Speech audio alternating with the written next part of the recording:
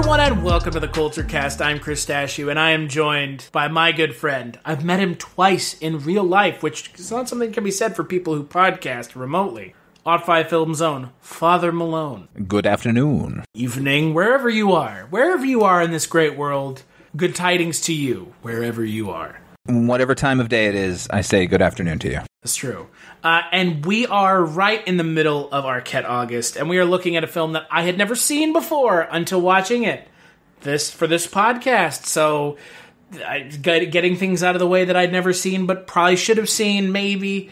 We're looking at a film that is written by Quentin Tarantino, not directed by him, because still it's a little bit of a plagiarist nightmare, but again, at least it doesn't have Tarantino's greedy little feet all over it. We're talking about True Romance.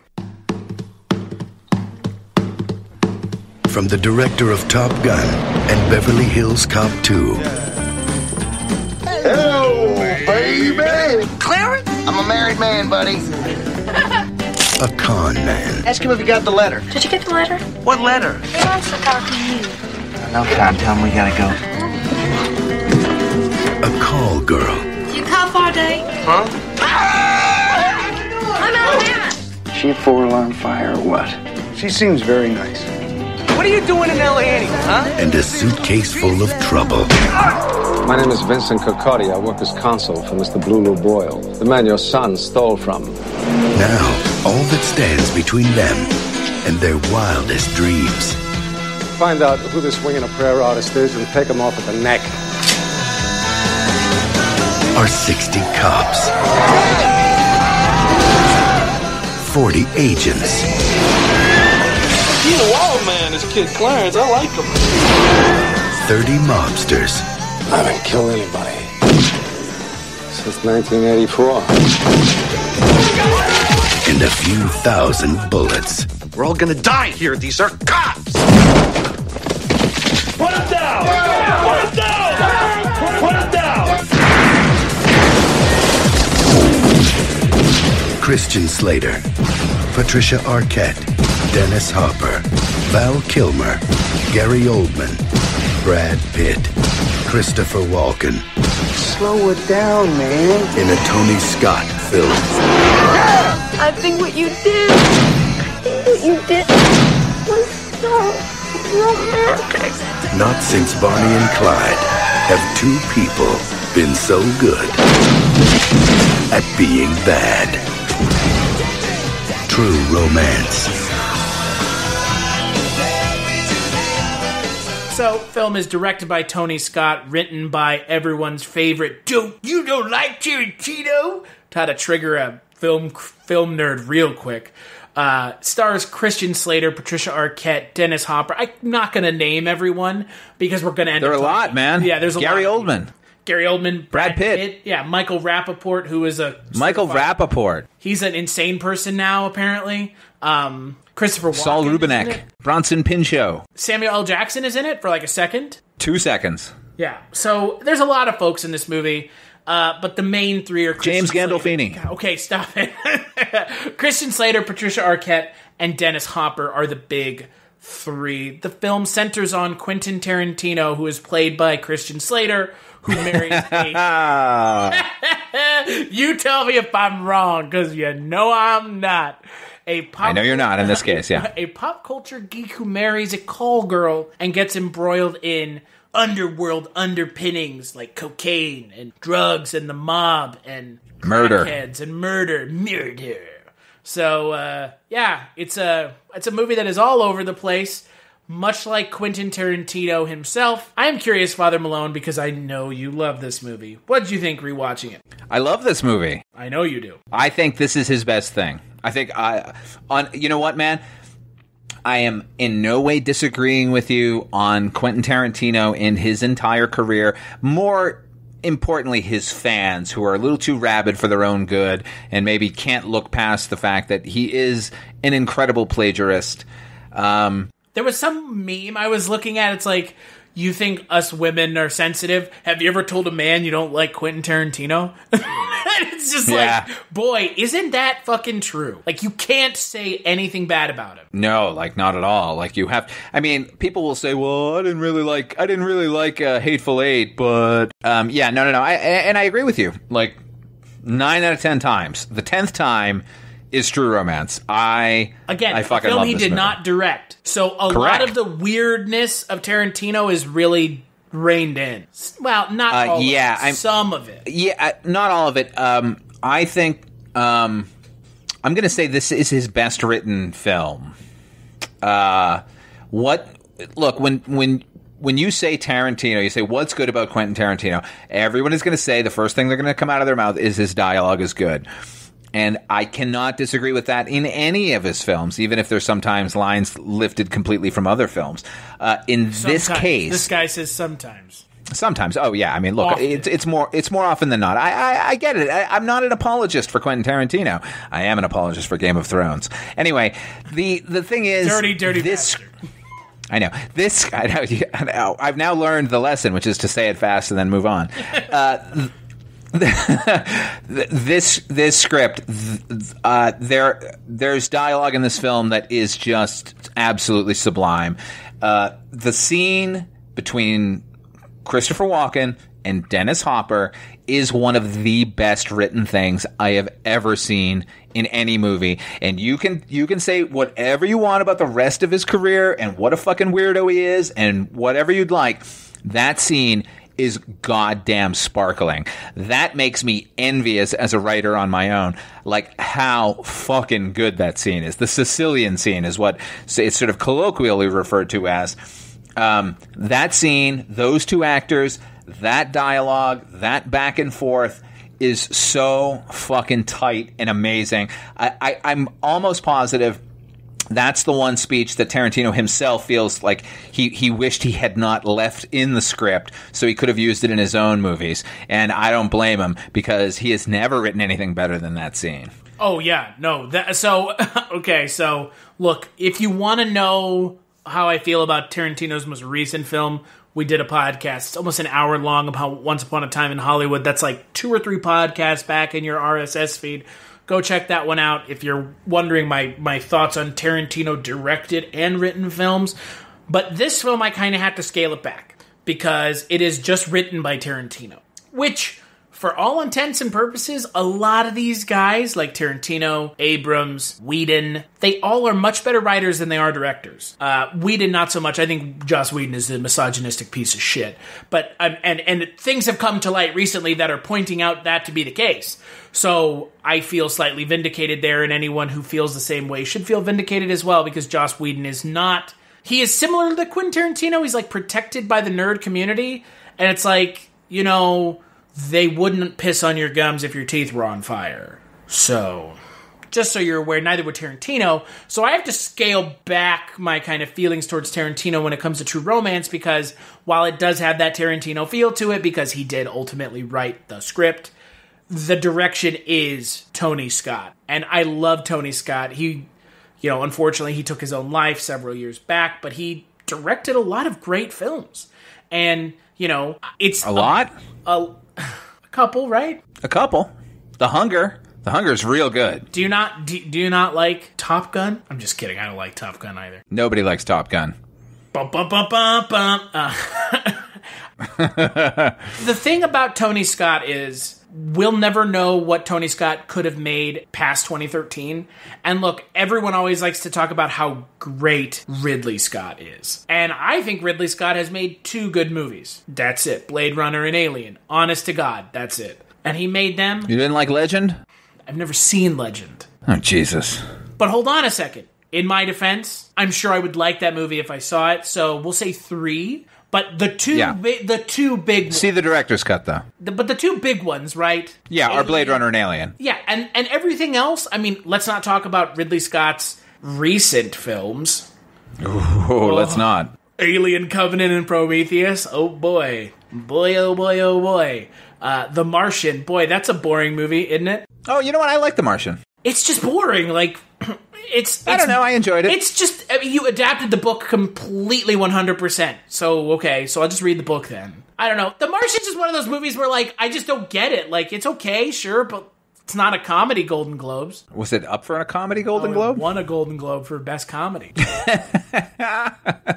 that's the thing. That's funnier than anything in The Martian. Yeah, that is a funny joke, eh? But the thing about Tony Scott is he has a distinct style. And while it's not Ridley Scott, it's different in a good way, and it's got that freneticness to it, which I think works with Tarantino's script.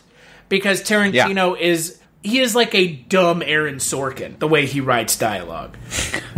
Like, he's like if Aaron Sorkin was writing dialogue and he's like, but I'm just going to say the N-word a bunch of times. And, God, this movie has a bunch of that in it. Shocking. Including the best scene in the film, but in the best scene in the film, it actually works perfectly. Look, I totally agree with you. I think sometimes he throws it out there just for sort of shock value, or just because he can, or just because he wants to push a button or two.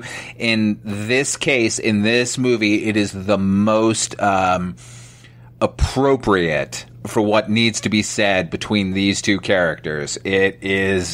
It's spectacular. And the other thing, and this, all the credit goes to Tony Scott. If you do any research about this film, you'll find that he's the reason the ending is a happy ending. That is true, and because have you seen the original ending? Because I mean, they did shoot it that way. No, I have not seen the original. I was looking for it, and I didn't get a chance to watch it. I have it. I've watched it. I watched it one time, and I gotta say, if he had gone with it, I would still like the movie as much as I do, but it actually kind of tore my heart out.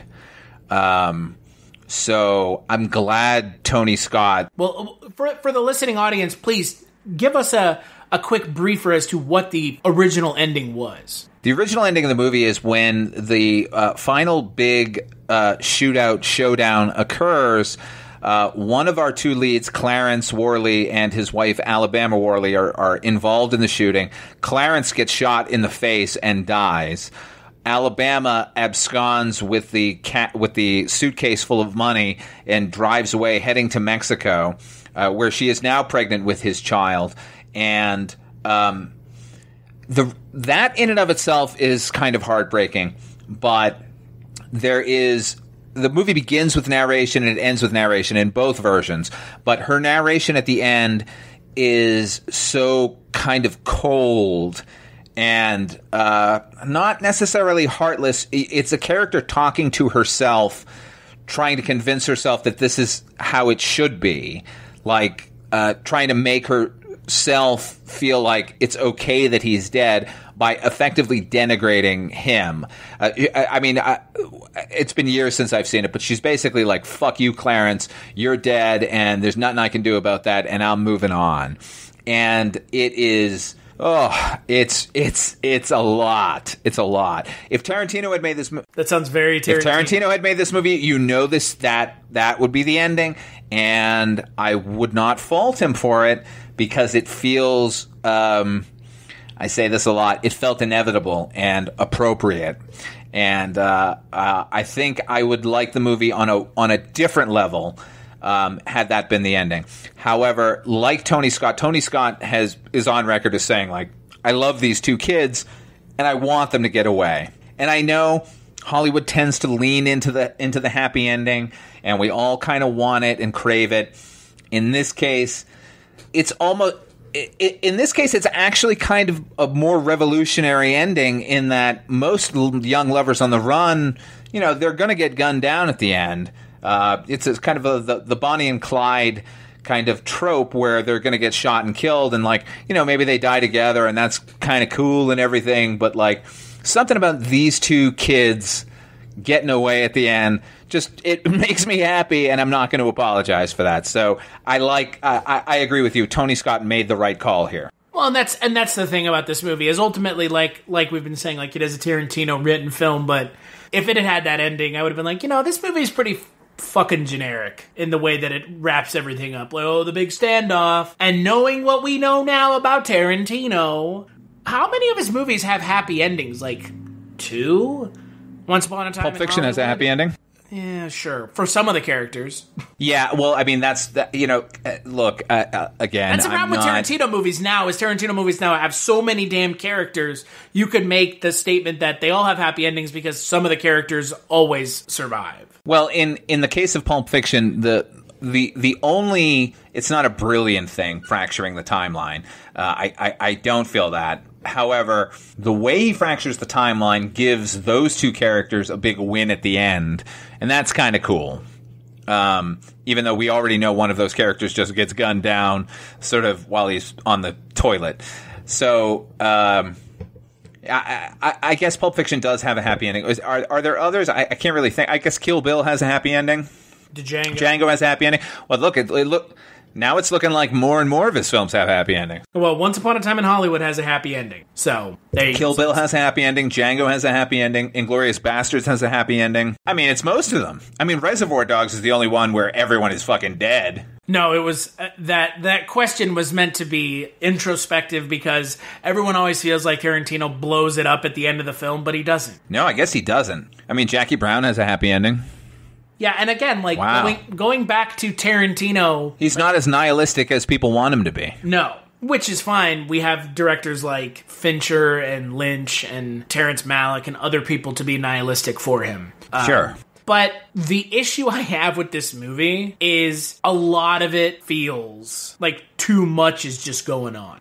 Too much is going on at any one point. And there seems to be Tarantino doing his frenetic... that like thing that he was doing when he was writing this script. He was patting himself on the back when he wrote the Sicilian scene. You know what? In that case, fucking go Sure. to town and pat yourself on the motherfucking back, man. And you know what? Here's the thing, though, Chris. Before you continue with that sort of where you're going with this, like some of this movie is like feels too packed.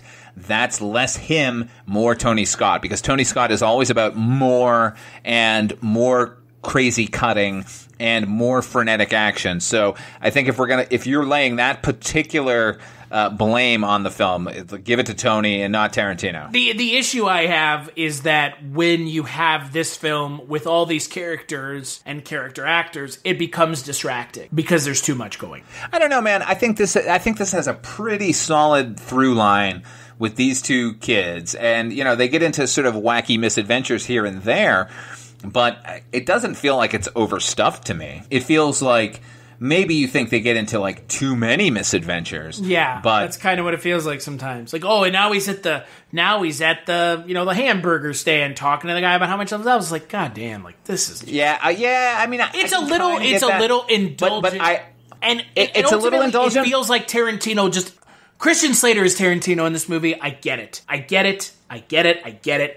You wrote yourself. He has gone on record and said, this is my most autobiographical film. Oh, because you went and murdered your wife's pimp? Okay, dude. Like, just because what it feels like, and look, I don't dislike this movie. I actually like it a lot, but a lot of this goes back to, I know the person who wrote it, and I know the way he is outwardly, and the way that he presents himself to the movie-going public, and he's an asshole. And the character that he presents in this film is him trying to make amends with the fact that he is an unlikable asshole by creating a character that is essentially the parts of him that aren't unlikable with a likable veneer on top.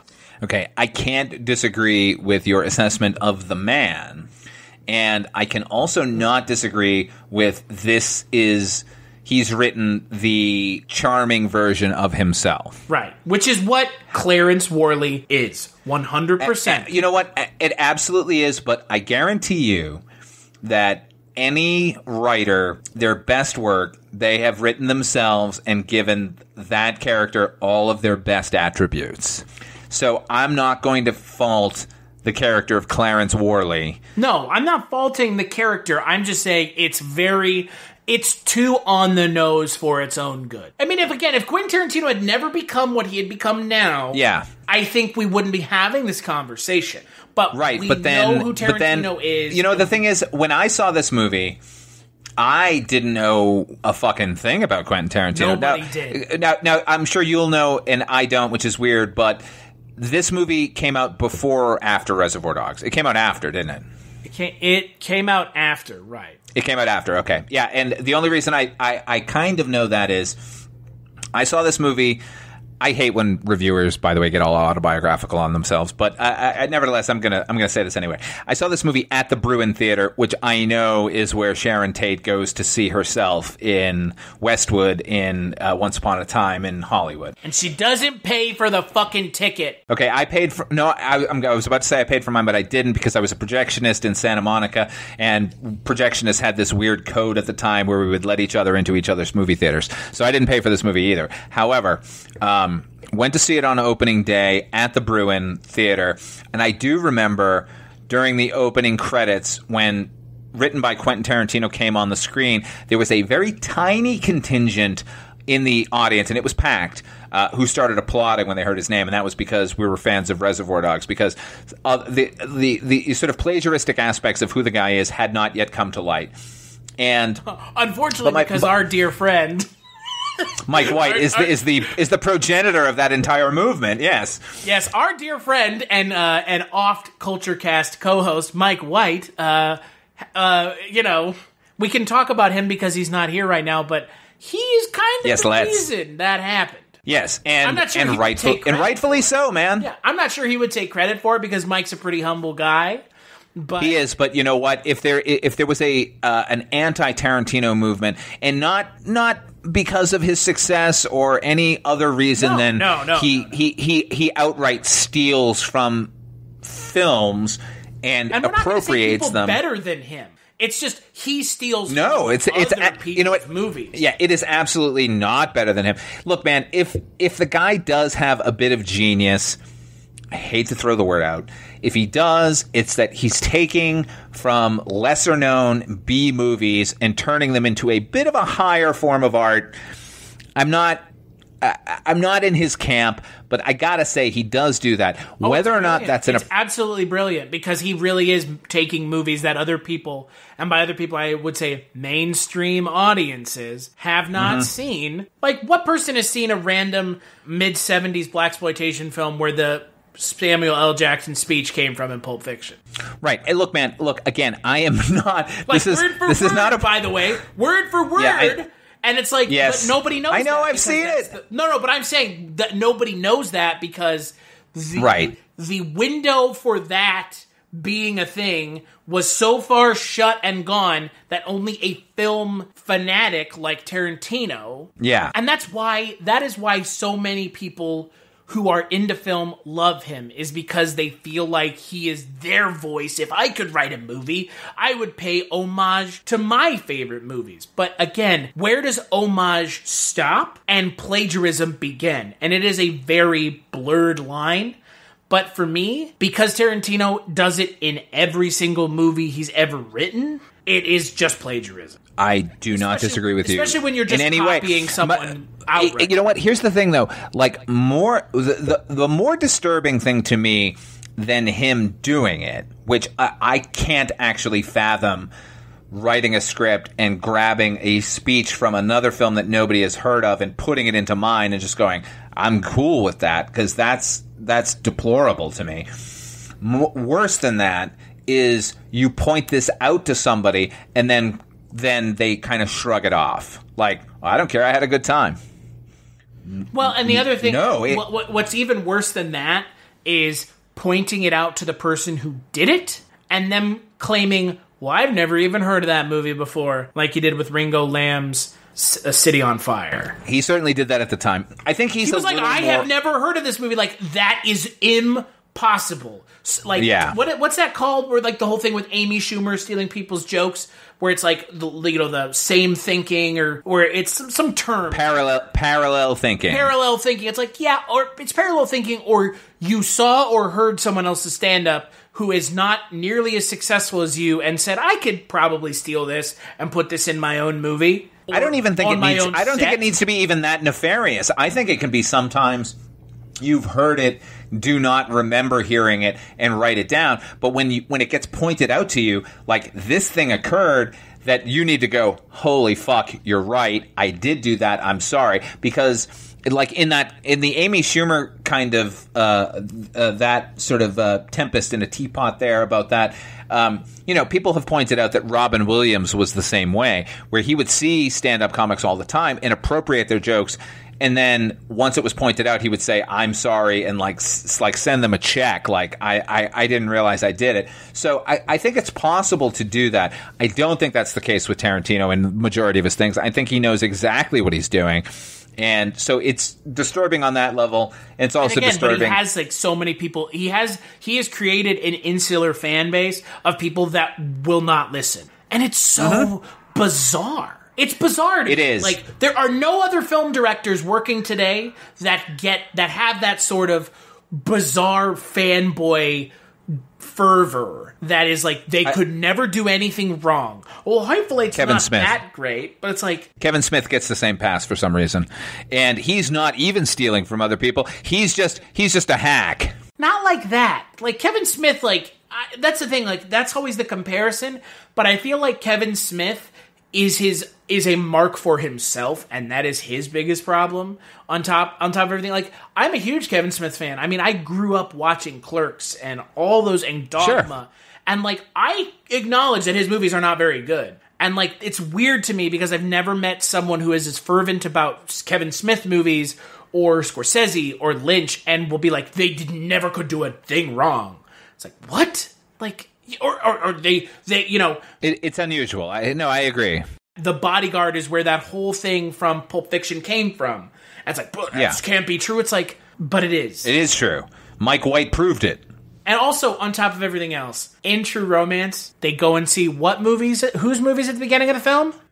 They go to see Sonny fucking Chiba. Sonny Chiba. Mm-hmm. Yeah, which is the movie that the Pulp Fiction little ditty, the little monologue that Jules gives in Pulp Fiction is from The Bodyguard, a Sonny Chiba film. He's done right by Sonny Chiba, though, hasn't he? He sure has ripped him off, hasn't he? Well, he put him in Kill Bill.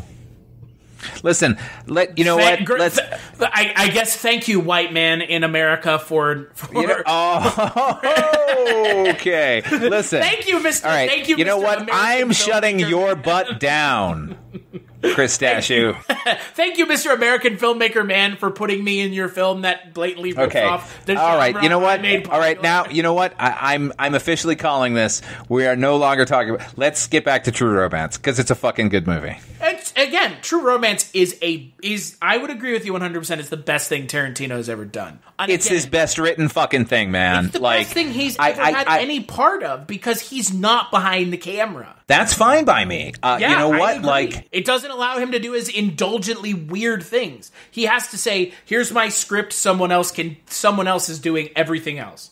And you know what? That's perfect. And here's the thing. Like, now this is a script I've read. Actually, I think I could say that having just seen the movie, I can say that it's his best written thing. But if you read the script, it's actually really well written as well.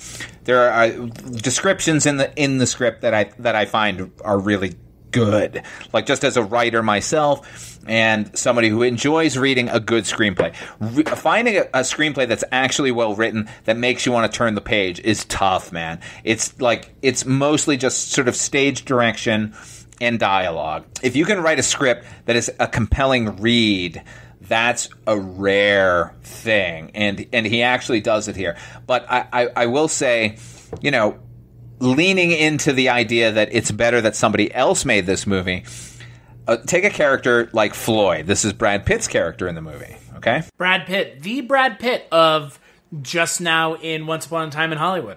And Aldo Rain in Inglourious Bastards. Right. So he's got a history with Mr. Tarantino. His character, as written by Tarantino, as much as I love the script and whatever, was just really stupid. He was just a dummy. Brad Pitt came in and said, "Hey, can we make this guy a stoner?" Tony Scott said, "Yeah, let's do that. That's fun." And that character's fucking hilarious. If he had just been this fucking idiot, I don't think anyone would have appreciated that performance at all. There is the thing that proves what we've been talking about. When it's Tarantino handing it off, that means someone else can override decisions made in the script, like changing the ending, like changing the way characters are. And I think that would have been a thing that would have been a success and a benefit to Tarantino. is that I agree. for the director and the writer, who's going to question you? Look at The Phantom Menace. Who questioned George Lucas? He was the writer and director. No one. Look at The Phantom Menace. No one. Boy, it's a movie that came out, isn't it? That has, Jar Jar Binks and Jake Lloyd and all sorts of midichlorians and everything else that everyone likes to drag that movie for. That pod race is great, though. Yeah, the pod race is the best part of the movie. It's really good, right? It actually is, yes. I mean, it's really good. Like, you can say whatever you want about that fucking movie. Film. That sequence is fucking awesome. But again, when you have someone who gives you pushback in the form of, okay, I'm handing my script off, it is now your film to go and execute. I have given you the tools and the source material, which was my script. You do your thing now. That, I think, in my mind, is always the way Tarantino should have been part of Hollywood. And it's not, and we get what we get now. But True Romance is the best thing he's ever done because it became less about the Tarantino show, which everything he's ever made since feels like, and more about a collaborative process, which is what filmmaking is. Yeah, and what it should be. Even the best sort of writer, I've read scripts that, I've been privy on occasion to get a script before it gets made, and then seeing what it became afterwards. And sometimes it's the filmmaker wrote it themselves and then allowed the actors or trusted them to come up with new things or improvised on the set. Like it is exactly what you said. It's a collaborative process. Like, look, somebody like Stanley Kubrick, probably not as collaborative. Which is why when we think about blaming someone for a bad movie coming out, which I think is a bizarre way to function, you cannot just be like, well, the fucking director's bad. It's like, because film is a collaborative process, it's not just one person sitting at an easel with a brush and painting. Yeah. It is a collaborative process, which means everyone has a hand in either the success or the failure of the film. From the DP, to the producers, to the cinematographers, to the editors, to the, everyone, to the people who make the fucking trailers for the movie, to get the people in the theaters excited to go and see the film. It is a collaborative process, and I think that really is something that is lost on modern filmgoers. It takes a village to make a film. And the problem with what we have now with Tarantino is, if I didn't know any better, I would think that he's the only one who makes the movie. This is the 10th film by Quentin Tarantino. Oh my God, dude, you are not the only one making this movie. You can't be. Well, they do say a success has many parents, but a failure is an orphan. And we all want to sort of point to a film that we love and say, well, you know what? That's fucking Scorsese for you. But it's like, yeah, but he didn't write that. And Scorsese he didn't act has written all of one or two films? If that. Yeah. I mean, I know he had a hand in the writing Goodfellas, and he wrote Mean Streets. But, I mean, when I think of Scorsese, I don't think of Scorsese, the writer. I think of the Scorsese, the director. And a director is, if they're any good at all, allow accidents to happen and allow other people to do their thing. And it's all, you know what? It's their final call, and they're the ones who are going to take the shit if the movie fails. So, which again, that is very. How should I say it? That's a very American way of thinking. It's like, well, the country is in financial turmoil, so it must just be the president. I'm not defending Trump, but I'm just saying that, look at the way any president's ever been treated. It's always the highest profile person's fault. And, sometimes, so let's use an example here. Alien 3, right? Massive failure of a movie. David Fincher will not talk about it. And rightfully so, because the way it sounded like when that film was made was that film was made essentially by a studio saying, this is the way we want you to make it, and if you don't make it our way, we're just going to release the film anyways because there's a deadline. What would David Fincher go on to direct his next film? Seven, a film he did not write the script for. Mind you, that script was written by Andrew Kevin Walker, who would go on to write 8mm, but everyone remembers that as a David Fincher movie. Right.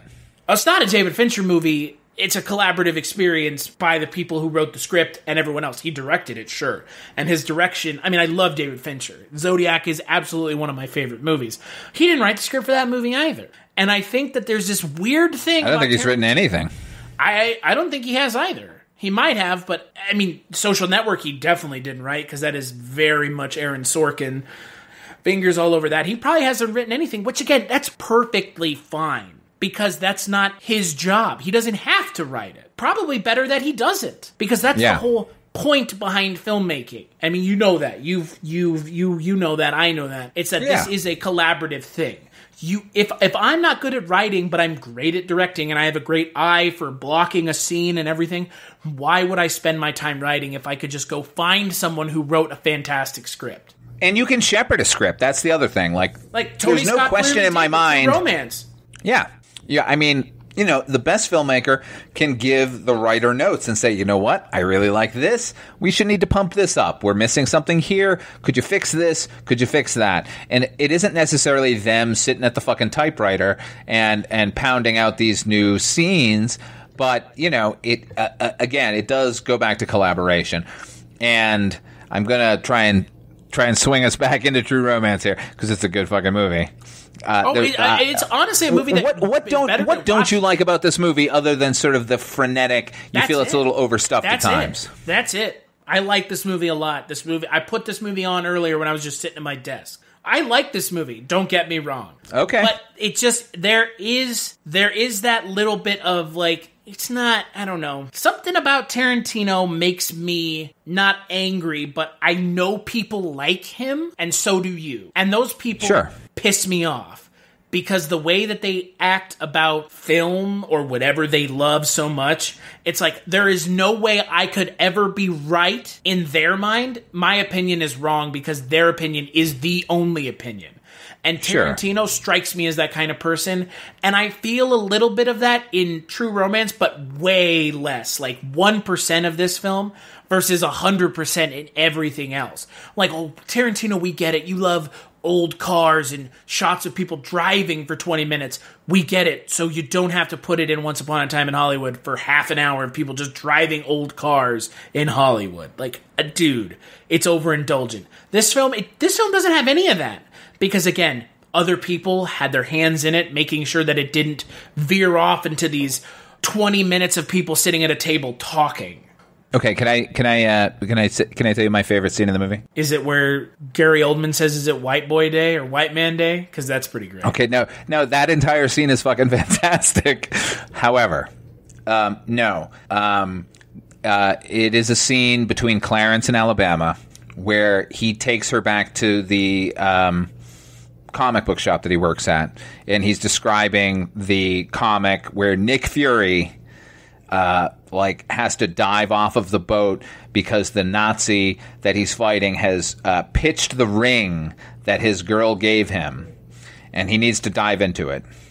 I think it's incredibly sweetly written, but this goes back to collaboration because it's not only well written, but it's shot sort of succinctly and sweetly. But it is Patricia Arquette's face. I'm actually tearing up while I'm talking about this. It is the way Patricia Arquette is looking at Clarence when she realizes that this isn't just some other guy that she's dealt with in her entire life, that this guy has a heart. The way she looks at him, to me, is the actual title of the movie. That scene is the best thing in anything that Tarantino has been involved in. I think it's actually Tony Scott's best thing. There's something so innately emotional about that moment that the whole movie could have ended there for me and I would have been fine. Everything else is sort of gravy, just sort of reinforcing that one scene. But that scene is in there, and it's I don't know. It hits me in a way that I guess I'm describing it right now, but it's hard for me to describe how poignant that moment is. Take that as you will. Look, again, that scene didn't hit me the way it hit you, but the chemistry between Christian Slater and Patricia Arquette is fantastic and organically fantastic. It doesn't feel forced. Those two kids are in love, right? Yeah. No, I don't doubt it for a second. We all want that, right? I mean, look, I feel I have that, and that's another thing. I have that with you too, Father Malone. Right, I mean, and my girl Jess, this is one of her favorite, if not her favorite movie, and I think we connect on a level. So, I mean, look, movies are subjective, and you relate to it in your own way, and I get that. And so part of that is my relationship with my own wife and how we relate over this movie. So, I don't know. I'm just off on a tangent now. But well, no, I mean, look, that's the reason I wanted you on this podcast, is because I know how much you like this movie, which is why I know why you're also getting what would seem to me a little bit more excited when I don't say I like certain things about it. Which is and no. The thing is, like, look, man. Every movie has its own limitations, and I'm not gonna tell anyone they're wrong in their opinion necessarily. I just think that in this case, like, this movie's trope is as old as motherfucking time. The young lovers on the run. Do I think that there are better young lovers on the run movies? There might be. I'm making a video right now about a film called Gun Crazy from 1949, which might be the sort of granddaddy of all of these movies. So I know it's always been out there, and I don't think this movie necessarily perfected the genre. I don't know that any genre has actually been perfected, but this is pretty fucking close, man. Star Wars, man, because that shut up. Sci-fi. That space opera, certainly.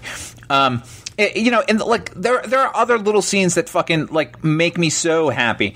Can we talk about one thing that I do think sticks out to me as a misstep?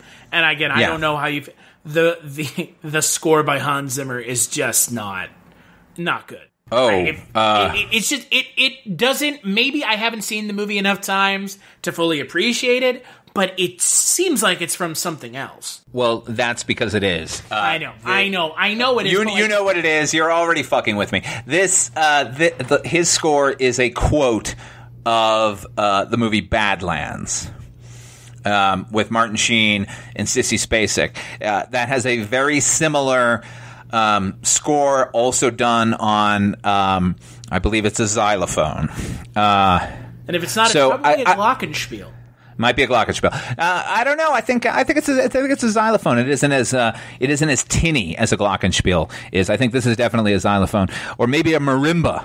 But boy, but I think nerds out there, I bet you just creamed your pants at those three things being mentioned. It might actually be a marimba. It's a little woodier sounding than either a glockenspiel or a xylophone. I think in this case. I think Hans Zimmer is doing an homage, and I think the original score for Badlands is good. I actually think the score for this film is an improvement on it, and I think it's wholly appropriate for the film. I don't know. I mean, look, I don't want to fight you on everything you didn't like about the movie, but what you're picking are things that I think are okay. I agree. The movie might be too frenetic for its own good. It might be a little too overstuffed with characters. I've seen this movie one time, so again, this is just my 24 hours after watching it reaction to it. So again, take that with what you will. I'm sure you could not tell me how many times you've seen this movie. Wow. I probably could. I'd say it's between 20 and 30 times. That's honestly a lot lower than I thought you were going to say. No, I mean, I maybe watch it once a year. And what it came out in what? What film have you seen more than this? Dawn of the Dead. Oh, wow. Creep Show. A month. You know, that's a month. That's a month we should do. Movies you've seen way too many times. Yeah. Well, Creep Show's at the top of the list on that one. Little Nicky's up there for me. When you say movies like that, it's movies that you can just fuck you.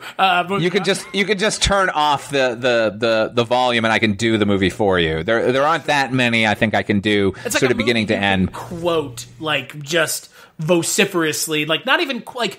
There is a thing like us movie nerds and now obviously most people, you can quote your favorite comedies. I know last week when I was doing trivia, I was walking behind one of my friends that works at the brewery I work at, and I went, I got a extra large cheeseburger for a cop. What did you say it was for a cop? Oh, so they don't spit in it? Oh, so they make it good. And it's from Super Troopers, right? Like, And, like, that's just, like, something you do because, you know, it's fucking make someone laugh, and, you know, you'd be like, oh, fucking, you like that movie? I like that movie, too.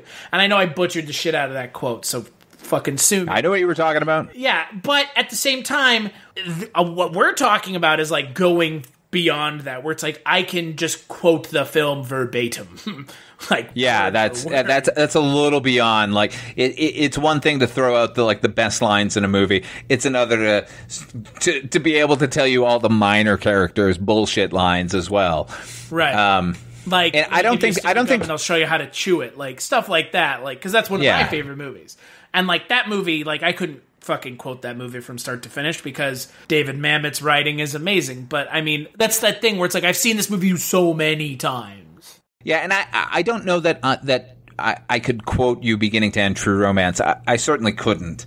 But it is a movie that if it's on, I'm going to watch it, and I find myself putting it on, even if it's not just sort of playing somewhere.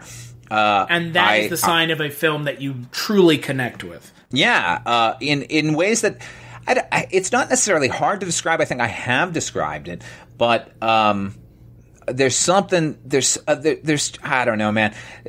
There's just something so sweet about these two kids. And you know, it's funny because I mean the movie's called True Romance, and it seems like almost an ironic title, but it actually is as close to True Romance in my fucking stupid, twisted mind as possible. Clarence comes back from killing her pimp for no reason. There's no reason for him to go there. To free her from the bonds of pimpitude. Right, but she's already free. I mean, sure. She's with him. She can leave. She doesn't ever have to go there. She doesn't ever have to fucking deal with him again. He doesn't know where she is. He's never going to come find her. There's something about it that he can't deal with. I don't know if it's as a man. I don't want to sort of get into gender politics necessarily, but like he has to go do that. But he has to go do it when so he ends up killing a couple of people there. When he comes back, he fucking sits down to eat, he bites into his hamburger, and he says, like, oh my God, this is the best goddamn hamburger I've ever had. That is such a fucking true statement. And then, and then her reaction where she doesn't, she's trying to get out the words that what her interpretation of what he did to her is so romantic. And like, he thinks that she's kind of backbiting him about it. Like, she doesn't accept it. She thinks he did the wrong thing. And then when she finally says, like, I think what you did was so romantic, it is... I don't know, man. I'm sorry. I just think there's something about these characters that is so fucking purely romantic in my mind that I just love it. You know, at the end of the fucking movie... They're in this situation where he's doing this drug deal so they can fucking get the money so they can just go off and be together. And she like sits down and writes him this note, and it just says, "You're so cool," and gives it to him. Jessica once did that to me in a situation where I was dealing with people who I actually like looked up to and was like holding my own. And like that sort of, there's something so true and beautiful that Tarantino was able to put in that fucking script, man. I don't know. I'm sounding like a huge softie now. I get it, but... You are a big softie.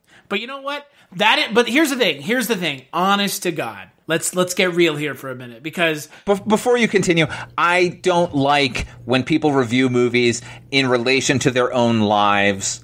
It feels a little much. Right, it's very sort of myopic, and like it does a disservice to the film itself, because like your experience isn't everyone's experience, and I fucking get that. But like, I'm not talking about moments that I've experienced before I saw the movie and then related to. It's like moments that I've experienced later in life that have called back to the movie. So in a way, I feel a little bit divorced from just making this about me and my own life. But anyway, I'm sorry. What were you saying? So look, here's the reality of everything about this movie, and this is something I've never really had to approach with the podcast. And you said it's a little myopic to look at something that you love and really, really relate to. on a visceral, emotional level. So look, you and I, these people that we are on the podcast, are pretty close to who we are in real life. But they are ultimately, a little bit of an amped up version of us. In a way, right? They have to, because not that people don't want to listen to us just, talk about movies, which if you do, awesome, that's why you're here. If not, well, you're not listening to this anyways, and that doesn't matter. But my point is, these two people you're listening to now are us dialed up a little bit. And so when we talk about something that we truly relate to, we have to put ourselves back in the mindset of the people that are just you and I sitting and talking in your living room about how much you love Bugsy Malone or this, that, or how much I love Fletch Lives. Like, there is a kernel of truth behind everything that we say, but it is dialed up a little bit. And when we talk about something we love with something like this, which you love so much, and like I said, I've been to your place, I've stayed with you and Jess, my wife, and I have separately, and I've seen the stuff in your house, and there's true romance stuff, and I know you guys went to the script reading in LA. Like, there's a lot of things that are too personal to overlook when you talk about a film you truly connect to on a personal level. And that's hard to get past. And I completely understand it, because there are films that if we talked about them on the Culture Cast, I would have a hard time putting where it made me feel aside and how I approach that film. So I completely get it. Because again, at the end of the day, this is something that you and Jess have something very personal connection to. And that's hard to overlook when you're talking about to a lot of other people, it might just be a movie. And it's the truth, right? It absolutely is, and it sometimes it's easy to overlook that movies ultimately are there to make us connected in a way. I mean, that's how we became friends. Yeah, I would never have met you if not for a film that we both equally love, a film you have tattooed on your body. That's true. That film is Phantom of the Paradise, in case anyone is curious. Yeah, and if you haven't seen it, go see it fucking immediately. But there aren't many moments cinematically. Look, you'll get one good movie a year, one movie that's really good. But that's just sort of I can appreciate it. I had a good time for 2 hours. There are movies that come along that you connect to in ways that you can't even describe. Look, when I saw Taxi Driver for the first time, that movie fucking spun my head around, man. I didn't think anyone felt as disassociated and fucking weird as me. And yet, here's an entire movie about that. And, my experience with it isn't going to be yours, and I don't expect you to experience it in that way. And that's the case here, where... Well, the funny thing is about this particular film, I saw the movie and responded to it sort of quietly and to myself, and then I didn't meet my girl we had met years before, but we didn't actually get together until that's a story you probably just gloss over how long that story would take to fold. Yeah, it's a long and it's its own movie, but coming together finally with somebody who had that appreciation of that film, it's beyond compare, man. It's that movie hit her the way it hit me, and here we are together, and it's a movie about fucking people finding each other, people who are lost and feel fucking weird about each other, or about themselves rather, and then here's this other person who looks at that other person and is no, I fucking get it.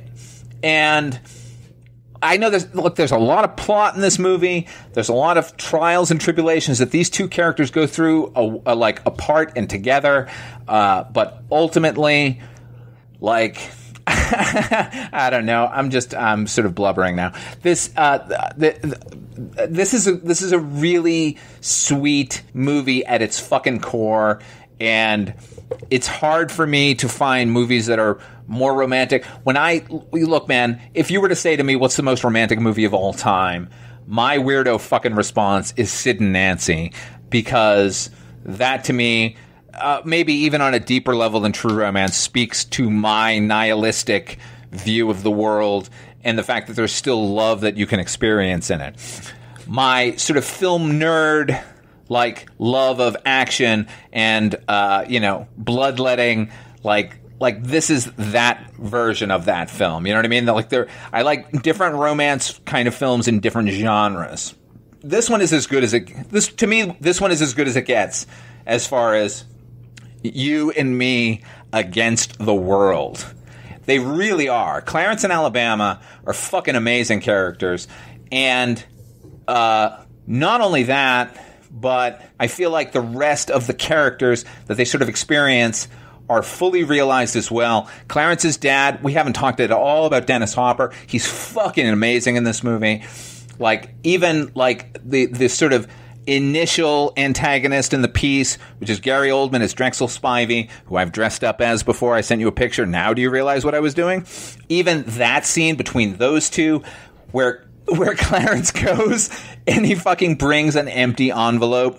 Like, this is what I owe you for my girl. Absolutely nothing. I just come to take her stuff and get the fuck out of here. And I'm probably going to kill you because you've offended me, that you've offended her.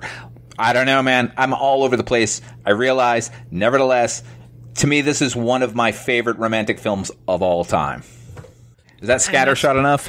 Well, no, and like I said, that ultimately, with what I was talking about before that in and of itself is why I asked you to be on this podcast, is because I wanted a actual gut reaction, and I don't think I've ever gotten one from anyone yet on a Culture Cast about a film that they truly love. Like, I have purposely never talked about films that I truly love going into them, because if I'm not kidding. You can think I'm kidding until the day one of us drops dead.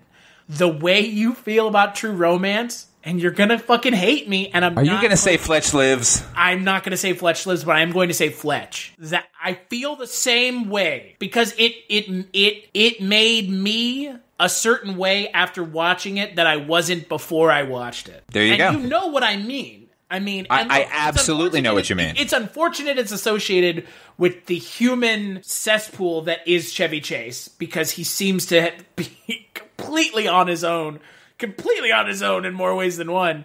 But the fact that film, post watching it, turned me into something that is very hard to kind of come to terms with in a way. It's similar to the way you feel with True Romance. It's hard to come to terms with the first time you've watched it. Like, what was that like before I watched it? I don't remember. You know, here's the thing, Chris. I actually think the true definition of what art is, if I can be so glib as to fucking define it for everyone, is that it brings more to the table than you brought. It affected you in a way that has fundamentally, not necessarily changed you, but the viewing or listening or reading of it has affected you in such a way that you've not only related to it, but it has heightened your understanding of your own self, right? That should be it. For me, this is super weird to say about True Romance, but like, to me, this tapped into a feeling for myself of what actual romance really should be, that very few films have come close to. I mean, I mentioned Sid and Nancy. There are a couple of others that I can sort of point to and go, that to me just makes me weep thinking about it. This is one of those movies. So, you know, I get it. And I do not expect anyone to relate to it in the way that I did. If you did, I'm so happy for you. I also know that if you were to come to me and tell me a movie that I, like, absolutely detested, and you were like, no, you don't get, not that you don't get it, because I hate that phrase, but like, here's what it is, like, I related to this movie because it taught me this about myself, then I'm not going to tell you you're wrong. I can't. It's absolutely impossible. Because like, it's not for you. Yeah, exactly. Like, it was not meant to. It was not meant for me to relate to that movie. It was meant for you to relate to that movie, and that you got that out of it. I'm fucking happy for you. It doesn't necessarily make me like that movie, but it makes me, it can, in a way, make me appreciate that movie on a level that I hadn't before. Like, this affected you like that? That's amazing.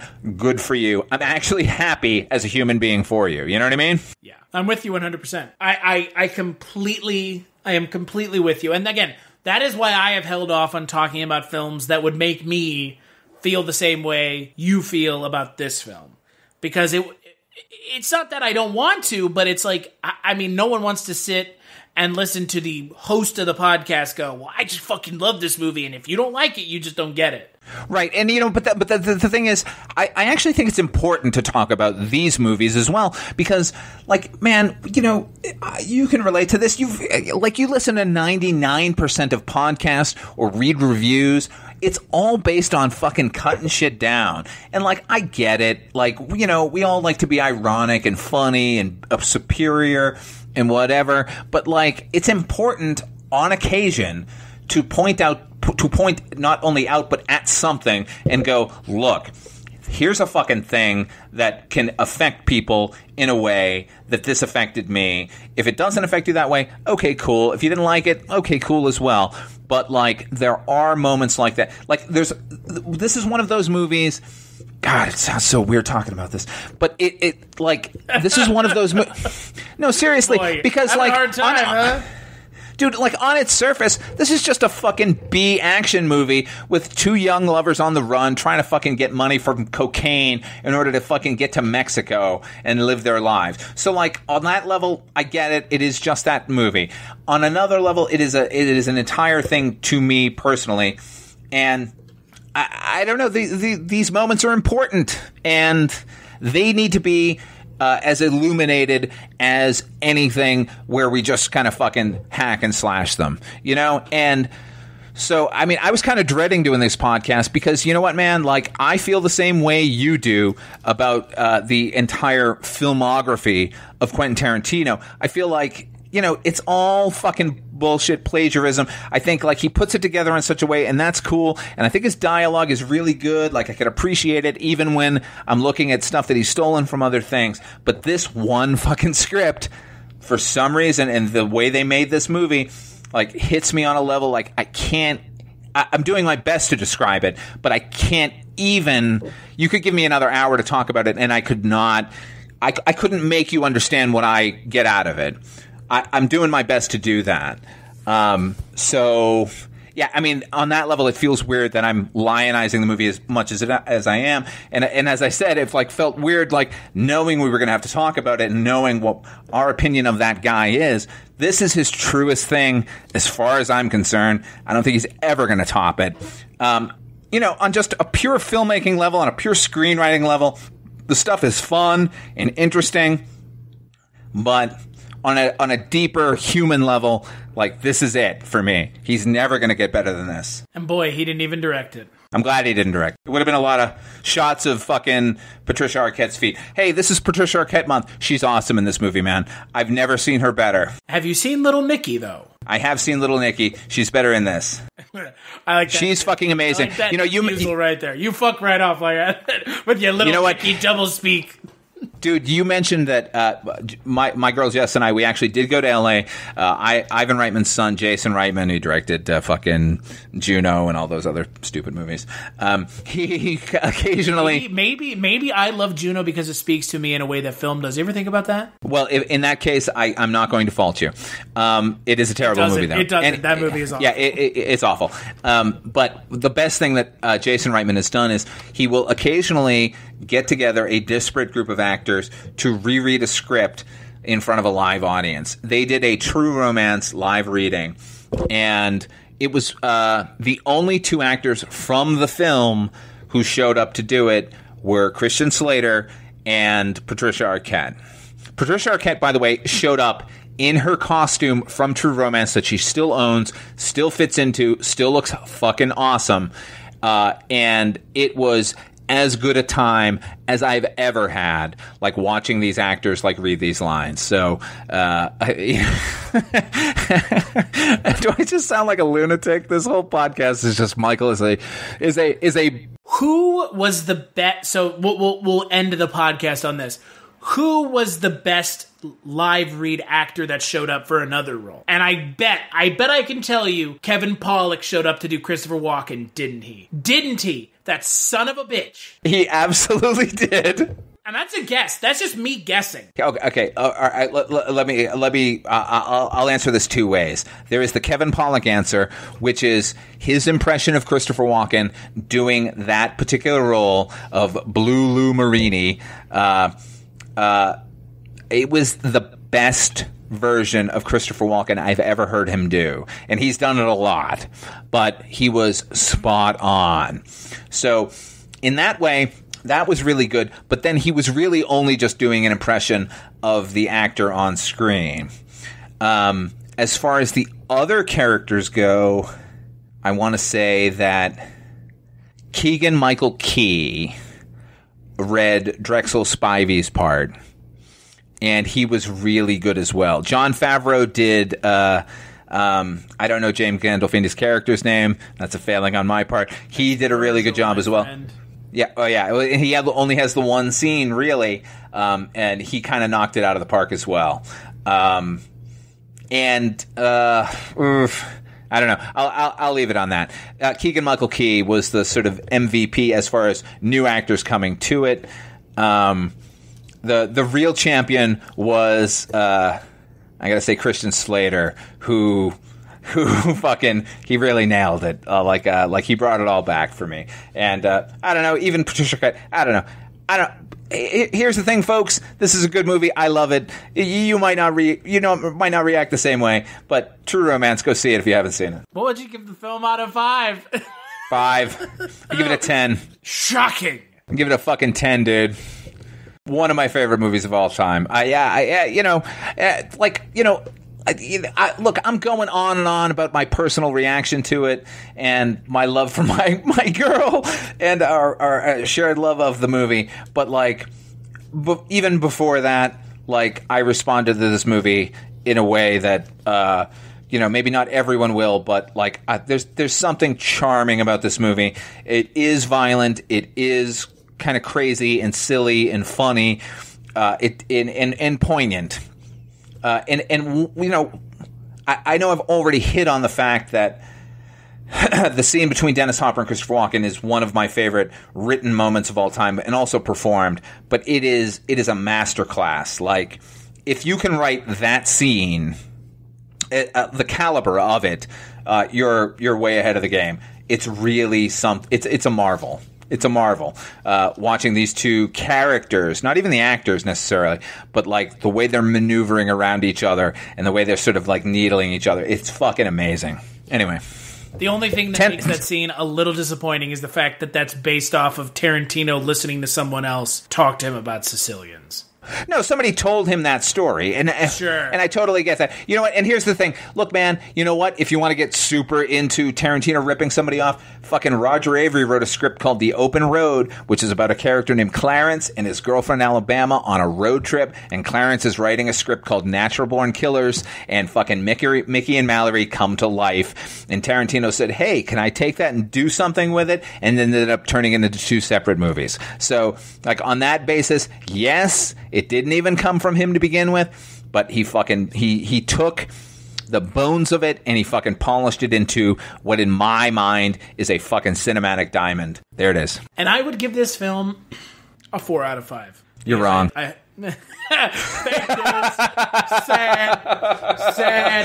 Sad. Yeah, well, again, that's my opinion, and you're not entitled. Well, you know what? Honestly, Chris, I thought you were giving it a 2, so I'm... No, why would I give it a 2? I told you, I don't know, man. You know what? You've got that fucking Tarantino bias, and I trust you, but wow, now it's a Tarantino bias.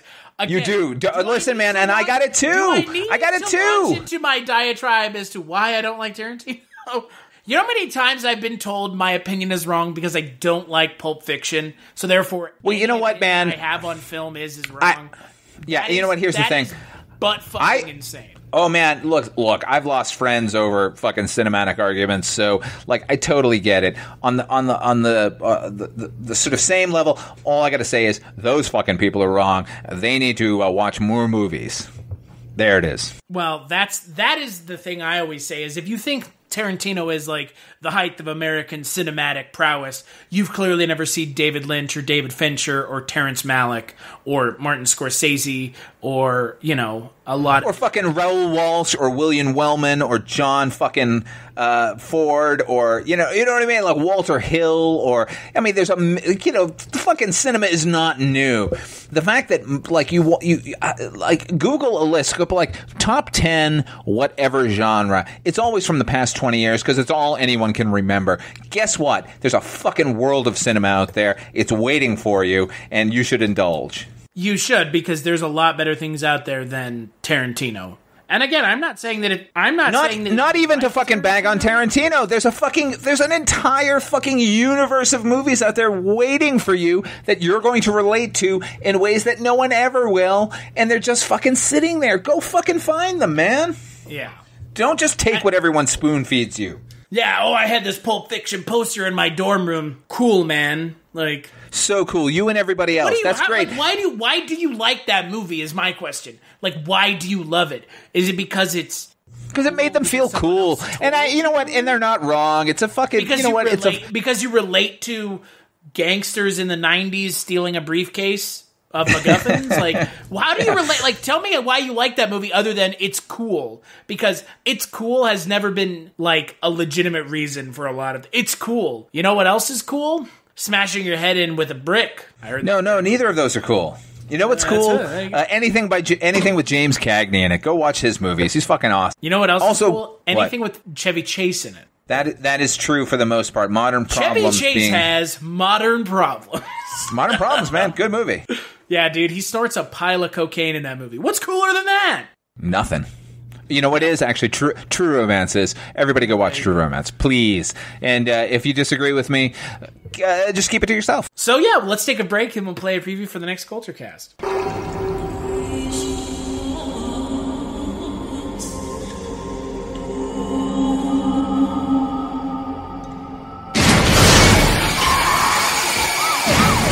have a very deep laceration here. Both wounds are identical, the same size, same shape. You think I did this? What's happening in your life, Frankie?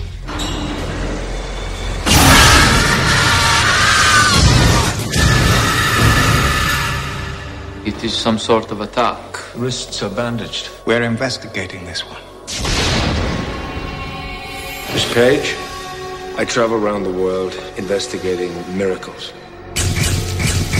Do you know what the stigmata are? 5 wounds. His back was scourged by whips. There were nails driven through his hands and feet. Only deeply devout people have been afflicted with these wounds. Which church do you attend? I don't go to church. All stigmatics suffer the most intense demonic attacks.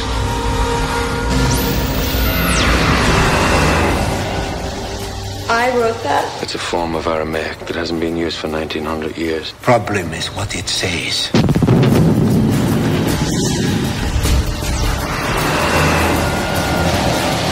It was written entirely in the language of Jesus, written in the first person. There are some in the Vatican who believe that this could destroy the church.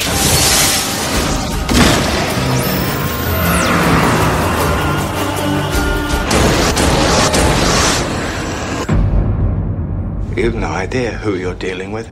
Who are you? Il messaggero non è importante. This is a warning. I can't escape this. You lied to me! You tried to silence her!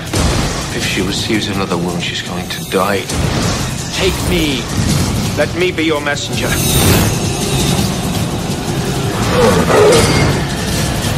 How's your faith these days, Father? How's your faith these days?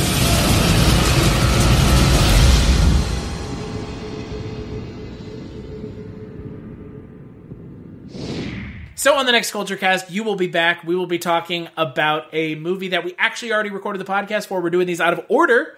But you are going to be listening to us talk about Stigmata, another Patricia Arquette film. And boy, I can tell you Mike's not going to go to bat. Or Mike. I always call you Mike, but that's not your name.